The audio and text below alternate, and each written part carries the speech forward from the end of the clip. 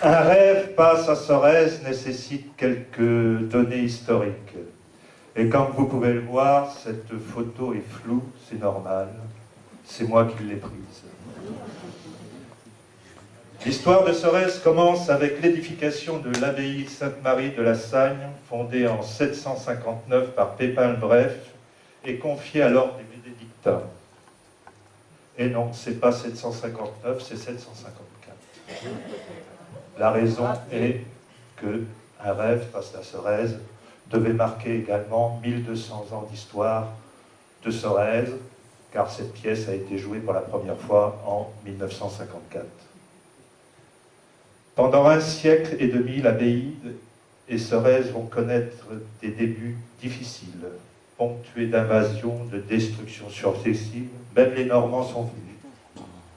En 903, une période de 5 siècles de vie plus paisible à Sorèze va lui permettre de se développer, de prospérer sous l'impulsion des moines et surtout sous leur protection. Mais arrivent les règles, au XVIe siècle arrive la guerre des religions, qui vont venir perturber la vie de Sorèze et de son abbaye. En 1573, merci pour le téléphone, l'abbaye est complètement démolie. La nef et l'église paroissiale Saint-Martin sont incendiées complètement. Seul va subsister le clocher, sa vue intérieure. Et ce clocher sonne toujours, je vous le signale, je l'ai encore entendu plusieurs fois cette fois. Il faut attendre la fin des guerres des religions pour voir s'édifier une nouvelle abbaye. Le 26 mai 1638, la première pièce de l'église abbatiale, c'est-à-dire pour certains c'était le manège couvert, est solennellement posée. Les bénédictins de la congrégation de Saint-Maur engagent alors rapidement des travaux afin que la congrégation puisse s'installer définitivement le 25 septembre 742. En octobre 1682, Don Jacques Audy ouvre la première école de Sorèze pour rivaliser en particulier avec l'Académie protestante de Spilorens. Cette école accueille dans un premier temps des gentilshommes nobles, des fils d'officiers, dépourvus de fortune.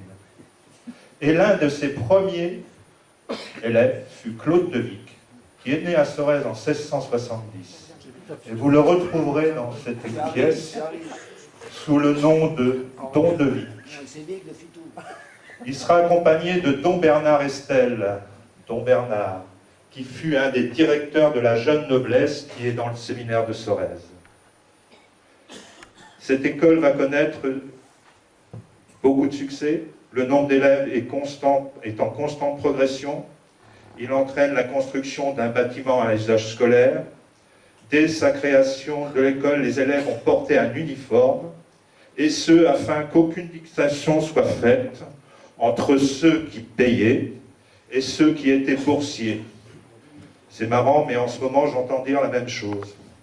Pendant 40 années, cette école va grandir et acquérir une grande renommée, car son enseignement est remarquable par son originalité. Don de Audy ajoute au cours de latin l'enseignement des sciences et de certains arts d'agrément. Mais, comme tout succès, ça entraîne naturellement des désagréments, et cette école va être obligée de fermer en 1722. Les raisons officielles qui seront données pour cette fermeture par le père supérieur de l'époque, c'est-à-dire Don Jérôme Lafévrière, c'est de prétexter une épidémie de peste à Marseille et en Provence, ainsi que dans le Languedoc septentrional, pour rendre les élèves à leur famille. Que va-t-il se passer pendant 36 ans? Les bénédictins vont construire de nouveaux bâtiments, notamment de nombreuses salles de classe et un très beau théâtre donnant sur la Cour des Rouges. Vous y êtes. Pendant cette période de fermeture, les bénédictins ont quand même accepté un petit nombre de jeunes gentilshommes de la contrée, et dont un certain Picot de la Pérouse. Mais les pressions extérieures entraînent la réouverture de l'école le 15 janvier 1759. Vous allez me dire, tu te trompes toujours dans les dates, et moi je dirais c'est 15 janvier 1754. En effet, 1754-1954, ça fait 200 ans. À la tête de cette école va être placé un éducateur exceptionnel, Don Victor Fougeras, qui va, sous son impulsion, donner à cette école de la modernité et en particulier des idées novatrices.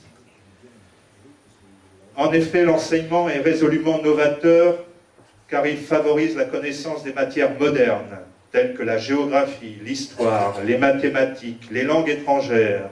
À l'époque, on enseignait l'espagnol, l'allemand, l'anglais, ainsi que l'art comme la musique et la danse, et le sport, en particulier la natation. D'où, vous verrez, un certain nombre de maîtres de ballet. Les élèves ont le choix de matières qu'ils cherchent à apprendre, qu'ils veulent apprendre plutôt, suivant leur capacité intellectuelle et surtout leur future carrière. C'est pratiquement une école de métier. Cette modernité de l'enseignement est reconnue par Louis XVI, qui en fait, le 28 mars 1776, une école royale militaire. L'enseignement donné à Sorèze prend alors des allures beaucoup plus militaires, avec des maniements d'armes, avec des maîtres d'armes, des professeurs de tactique et autres arts militaires. La réputation de l'école va grandir dans toute l'Europe. Comme vous pouvez le voir, la devise est déjà là. Religion, scientus, artibus, armis. J'ai trouvé cette photo dans ma chambre que j'occupe aujourd'hui. La Révolution française va mettre fin à cet apogée car les écoles royales militaires sont supprimées en 1793 par la Convention. Et le supérieur de l'époque, Don Desvaux, et la plupart des religieux enseignants refusent naturellement de prêter serment. L'école est mise en vente. Un des moines, dont François Ferlus, achète l'école en 1795 avec l'aide de son frère Raymond Dominique Ferlus, remonte à l'école et dirige en maintenant les mêmes grands principes éducatifs sous une forme un peu plus révolutionnaire. Les résultats sont plus que satisfaisants, le nombre d'élèves dépasse les 400. L'enseignement y est très apprécié. À la fin de l'Empire, le décret impérial du 29 août 1813 érige Sorèze en lycée impérial comme 22 autres collèges de l'Empire.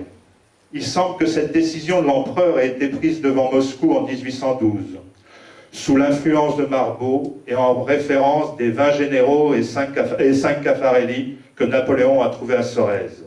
C'est une raison pourquoi vous verrez ce tableau dans la pièce, et c'est à mon avis une décision du père d'Astarac.